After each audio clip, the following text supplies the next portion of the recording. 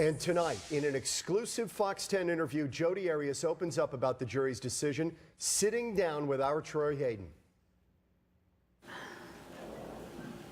Well, I don't know that I have a direct message for the jury. I know that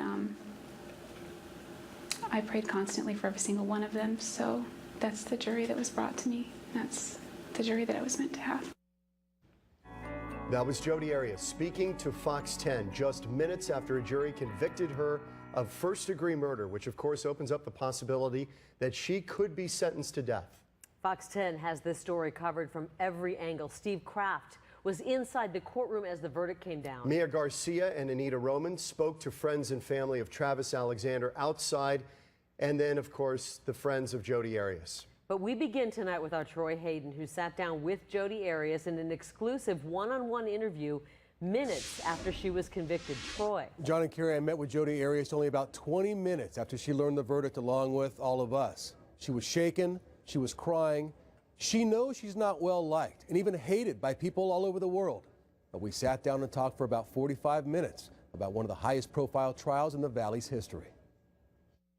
Just a couple of minutes ago, you heard the verdict from the jury. What are your thoughts?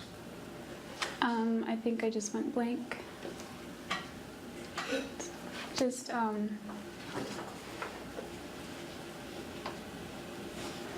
don't know. I just feel overwhelmed. I think I just need to take it a day at a time. Was it unexpected, do you think, this verdict? It was unexpected for me, yes, because there was no premeditation on my part. I can see how things look that way, but I didn't expect the premeditation. I could see maybe the felony murder because of how the law is written, but I didn't.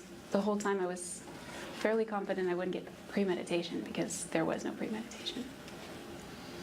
It seemed, and you got a lot of questions from the jury, it seemed like some of those jurors didn't believe what you were telling them, didn't believe your story. Mm-hmm. What are your thoughts on that?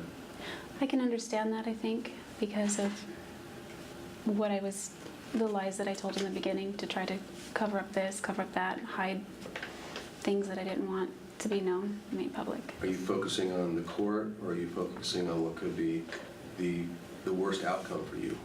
Well, the worst outcome for me would be natural life. I would much rather die sooner than later. Longevity runs in my family, and I don't want to spend the rest of my natural life in one place. You know, I'm pretty healthy, I don't smoke, and I would probably live a long time. So that's not something I'm looking forward to. I said years ago that I'd rather get death than life, and that still is true today.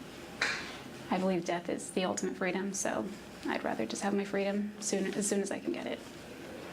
So you're saying you actually prefer getting the death penalty to being in prison for life? Yes. Alexander family, especially the two sisters and the younger brother, if you could say something to them, what would you like to say to them? I hope that now that a verdict has been rendered, that they're able to find peace, some sense of peace.